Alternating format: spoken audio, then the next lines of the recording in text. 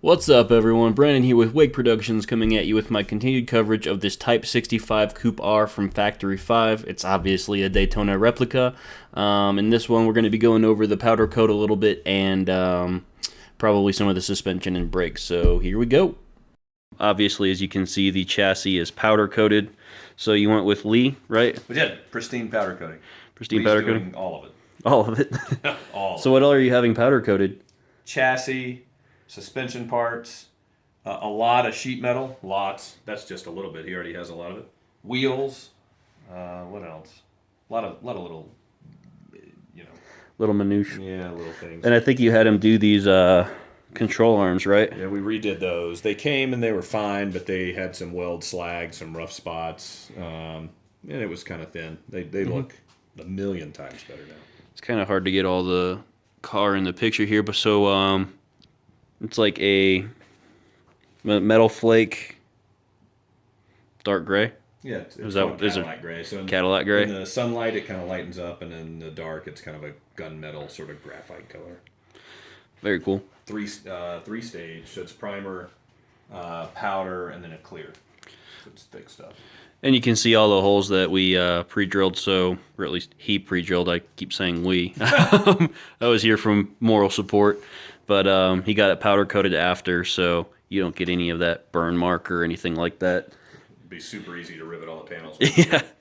And then looks like we also got the foot box mounted. Yep. Looks like you got your brake and your accelerator and your clutch pedal all lined up. Yep. They're in, ready to go. And it looks like we used a different rivet type system up here, so we can pop this panel off and adjust as we need to. Exactly. I keep saying we. I don't know why I keep saying we. You know, you're here. I'm here. So for these lines, are we just going to run the lines to the back of the car so you could pop in the air system and just pop it up right away? Exactly. So they just plumb in series. Then you hook up a nitrogen bottle to the back, and up comes the car on the air jacks. Very cool. Yeah, simple. Now that they're in, it's going to be simple to plumb. Yeah, the powder coat came out pretty amazing. I don't think my cell phone camera at night is going to pick up just how nice of a job it is. In fact, I can tell you just looking at the image, it's nice.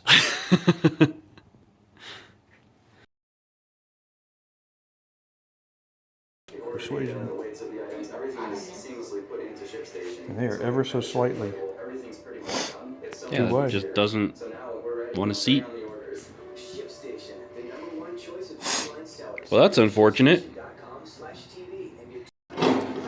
So the factory rotors fit, but the Willwoods do not.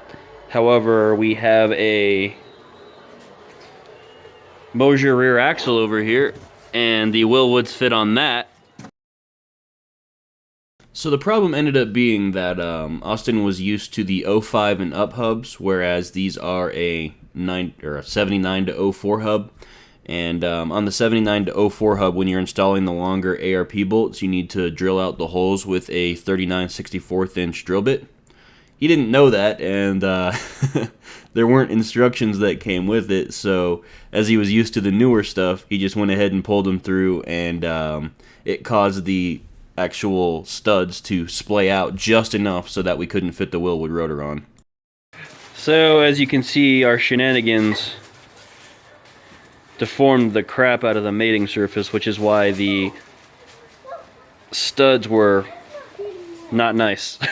They were splayed out. We should have drilled it out a little bit more and hollowed them out some. But it's fixed now. Learned our lesson.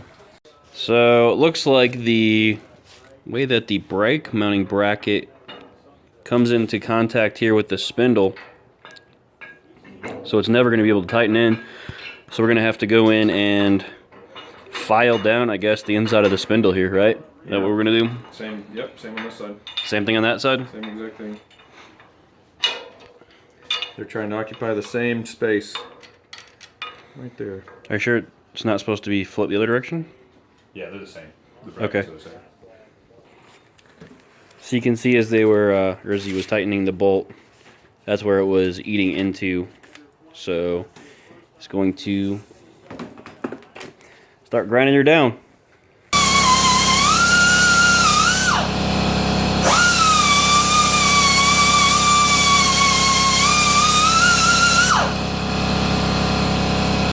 see if the grinding works. Yep. See if the clearance was enough. Are you seated? Seated. So got a little spacer in there, and it works. Awesome. Perfect. Like he got his lower control arms also powder coated by Lee. It's a really nice piece of aluminum. All right, so it looks like we got to put the bushings in. Pretty straightforward.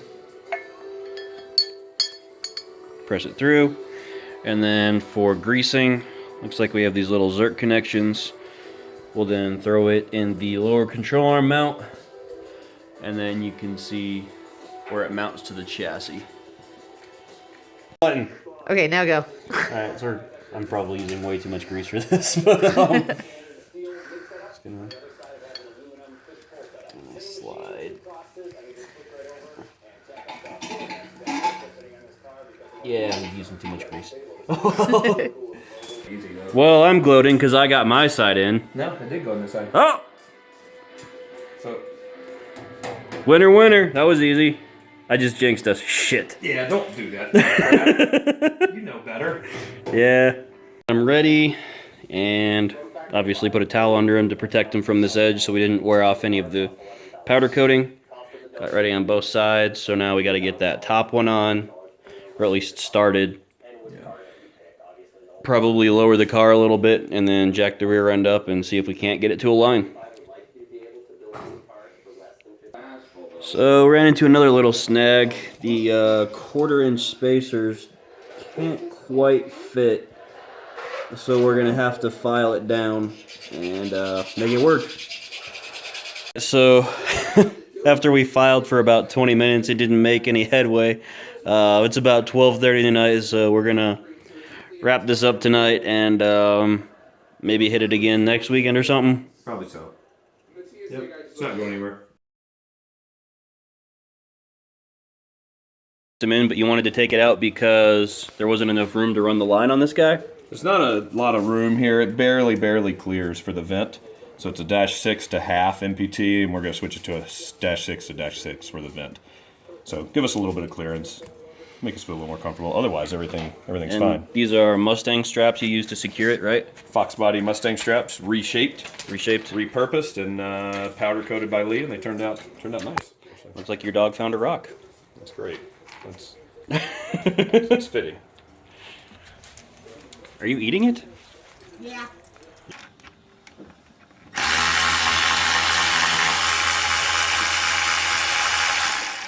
You got all the bolts out, so now we can yank that piece out. Let's find a replacement.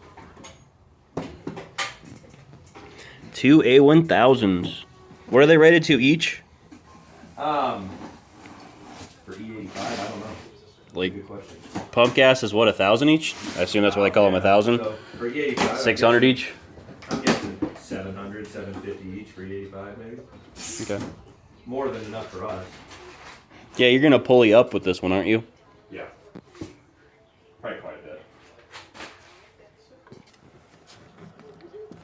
So the lip that is on the bigger piece is not on the smaller piece, so it's not fitting. Well, it's not that it's not fitting, it just sinks down a little bit. So we're going to have to come up with a way to kind of sinks into the recess Could you here. like do a spacer and then a washer? That's probably what we're going to do. We have this spacer, but it's not quite enough. See, the spacer's a little wide. Yeah. So maybe we get one just a little narrower. Set it right there.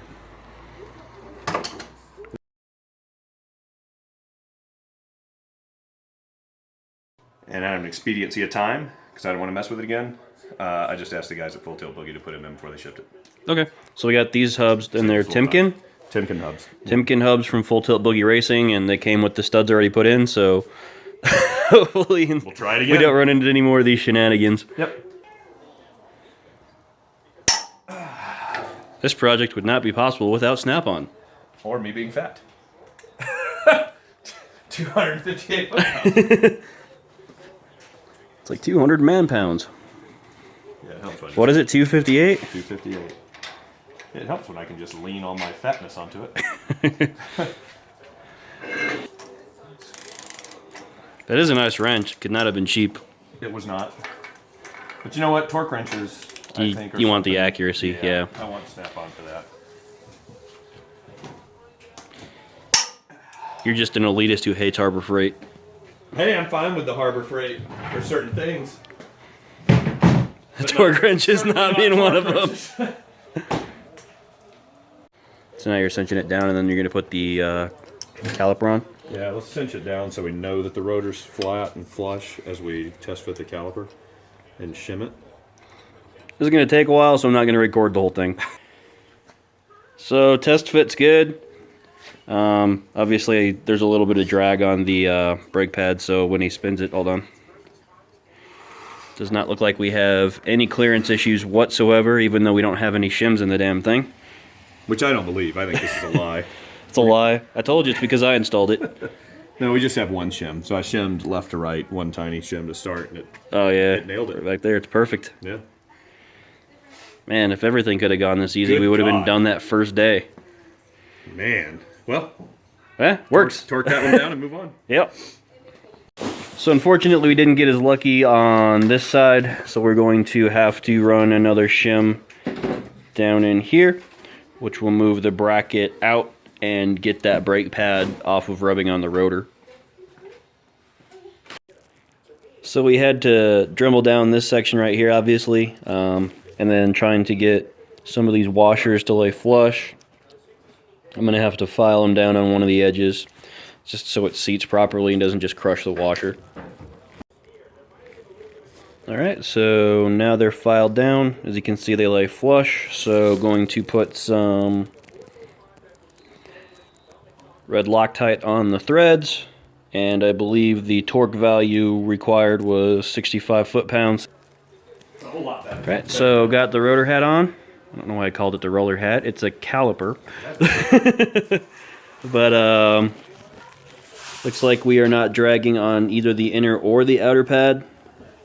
And the rotor is straight. So going to go ahead and torque these guys down, and that wraps up the brakes. So you didn't have to shim this side either? Not at all. And it's completely perfect right down the middle. So you say. Your pessimism is not appreciated. Very cool. So now we're going to move on to what? The fuel system, or did you get that back on too? It's ready, and then once we finish the brakes, we'll lift this back up. All of our padding is still in place. And you added this yourself, right? I did. Okay. Just to isolate it from the spacers we put up here so it's not rattling. Yep, because you added these aluminum spacers, right? Yep. Drop it down so that we have room to run. What'd you bolt them up Lines. through, or? I did. So Okay. just flush mounted. Yeah. Drilled some holes so they're flush. Then put an Allen Very cool. on top. Yeah. Alright, so underneath the car here, and putting these straps back on, they're from a Fox body. Unfortunately, you can't get a socket on both sides of this bolt here, so you kind of have to jam a screwdriver up top and then tighten against the screwdriver.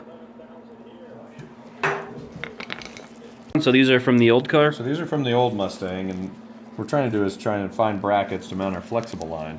And this isn't where we'd mount it, but the right angle works out well. So, you know, we could mount up here, we could do any number of things. And the line length is good, and so we may just repurpose our old lines, use wilwood front lines, and try to, you know, simplify this process a little. Yeah, that'd be awesome. Yeah, and these are shaped well, so if we can make these work, I say we do it. Might as well. Just have to figure out where to put them. Ooh, we've got two of these, so it'll work out well. So you were thinking up here? I don't know.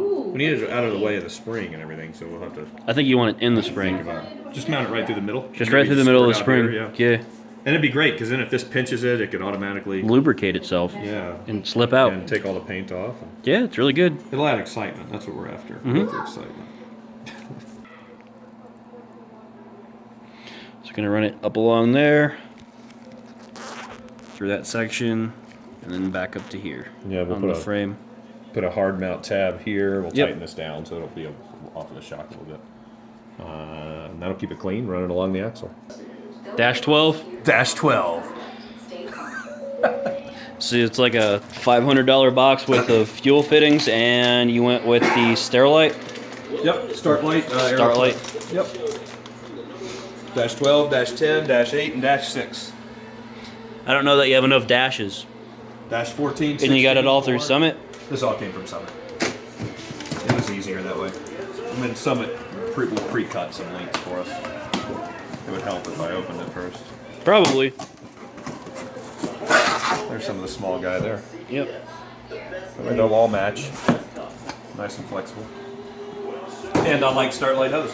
And it's a lot easier to use than braided. It is. And matches this build a lot better.